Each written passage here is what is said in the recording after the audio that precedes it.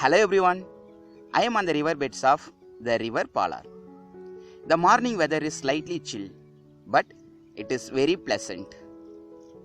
Apart from the chirping of some birds, this place is very tranquil. I can feel the smoothness of the gentle breeze. See, a rainbow is visible.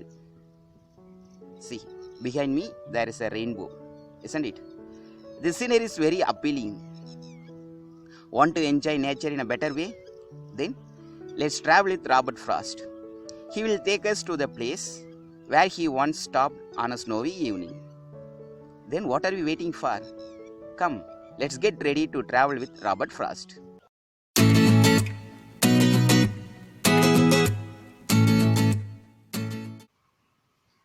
Stopping by Woods on a Snowy Evening, written by Robert Frost.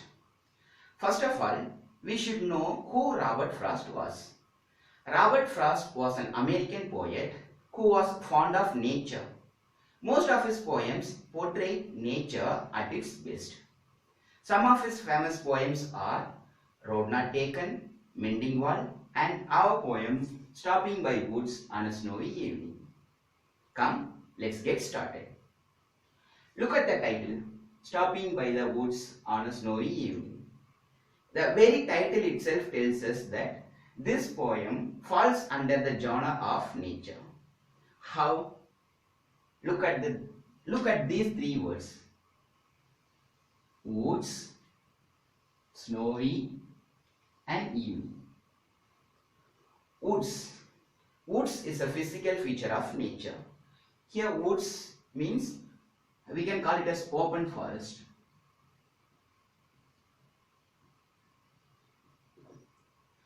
There is a difference between forest and open forest. Open forests are man-made. There will be no wild animals visible. Okay, right. Next, snowy. Snowy is a season, weather. It tells that season is very chill. And then evening. Evening is time of a day. So all these three words, woods, snowy, evening, are elements of nature. So without any doubt, we can confirm that this poem is about nature. Now let's analyze the poem line by line. The poem begins like this. Whose woods these are, I think I know. His house is in the village though. The poet Robert Frost, after a long travel, enters a wood. You know what wood is? Woods are open forest, almost like grove, man-made. Okay.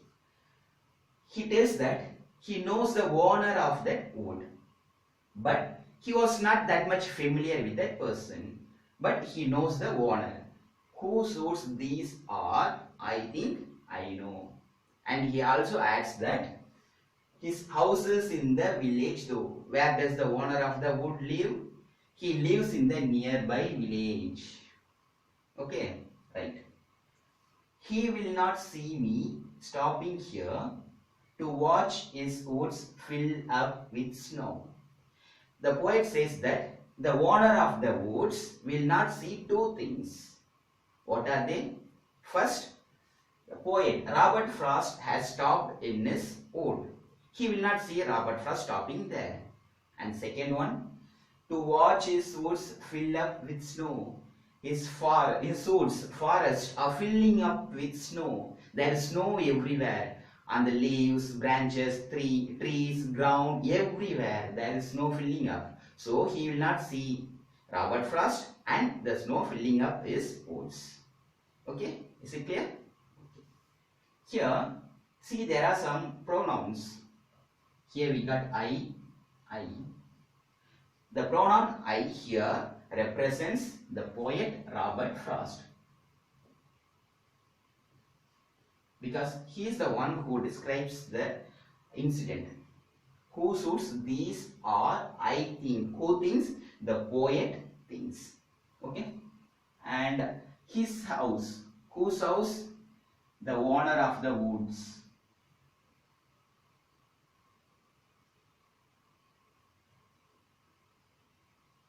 Owner woods. So his house represents the owner's house.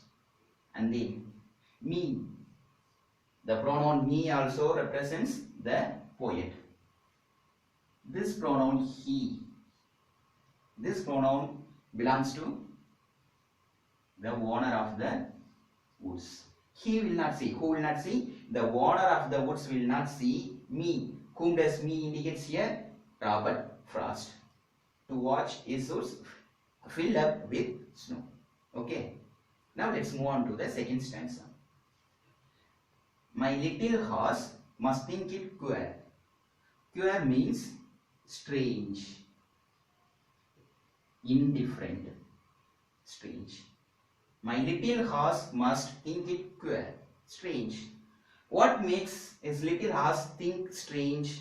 He answers in the next 3 lines. To stop without a farmhouse near.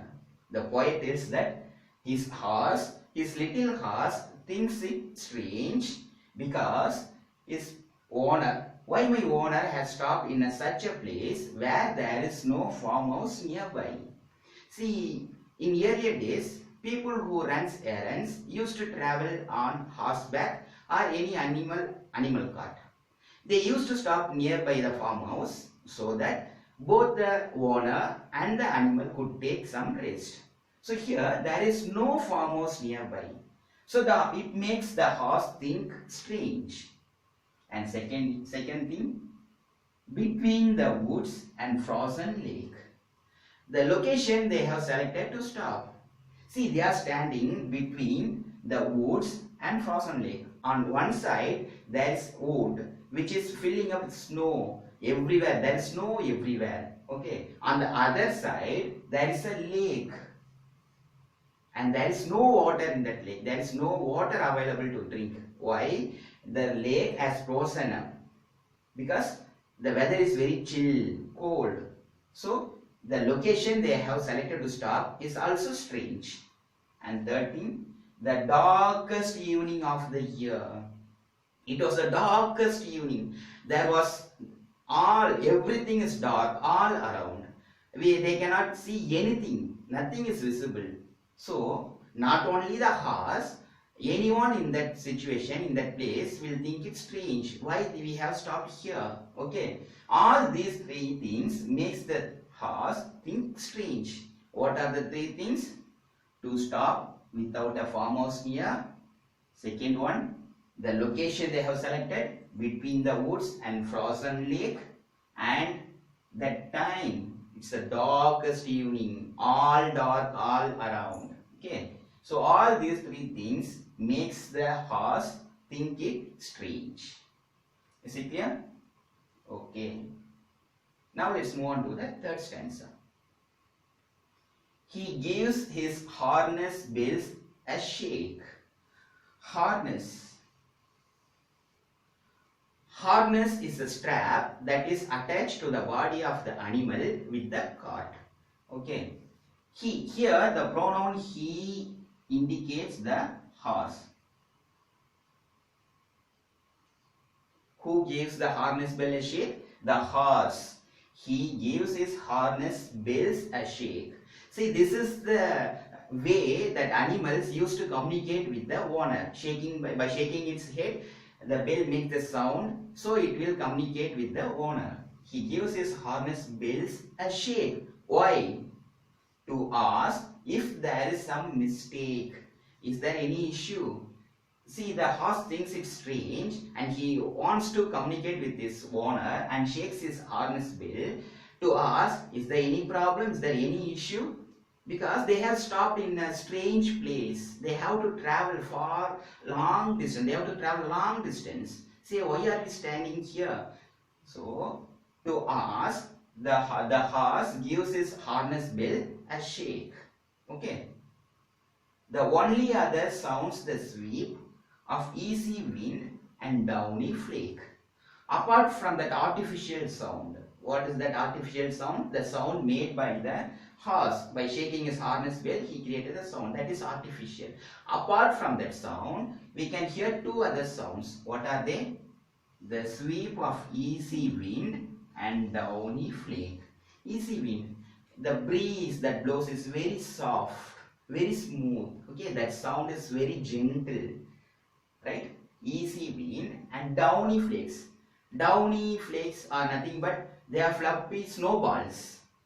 When the wind carries that snowballs, it makes a hush sound, right? So apart from here, how many sounds are here? Three sounds. One is the sound of that harness bell, another one the sweep of the easy wind, the gentle breeze, and the downy flake. Downy flake are fluffy snowballs. Okay, is it clear? Let's move on to the last stanza. The woods are lovely, dark, and deep, but I have promises to keep, and miles to go before I sleep, and miles to go before I sleep. Here, the poet says that he enjoys the beauty of nature, that wood. It's very appealing, attractive. It's very lovely. Why it's lovely? It's snow everywhere. There's a frozen lake. The breezes blow gently. The downy flake. Everything is appealing, lovely. Dark. It's the darkest evening, right? It's very appealing. And deep. There is trees, snow, endless trees. There is no end for nature, isn't it? So the woods are lovely, dark, and deep. He wants to stay there for long and enjoy and admire its beauty. But I have promises to keep. Here I represents the poet Robert Frost. I have promises to keep. Here promises means duties. Duties, responsibilities. Promises means duties. His duty towards his family, friends, country, and whatever it may be. He has to fulfill his duty because duties are more important than enjoying anything else. Okay, the woods, though the woods are lovely, dark, and deep, he has promises to keep and he has to fulfill that promises. So he cannot stay there for long. He has to leave that place immediately. And miles to go before I sleep. Here, this line tells us that he has to travel a long distance so that he can complete his journey, that day's journey, and take some rest. Okay, so he has to travel long. Here, the poet repeats the line for second time. And miles to go before I sleep. This line indicates that he has to undertake many such journeys before he reaches his deathbed. Here, the sleep implies death. And miles to go before I sleep. I hope this video will be very useful for you. Let me meet you in the next class. Thank you.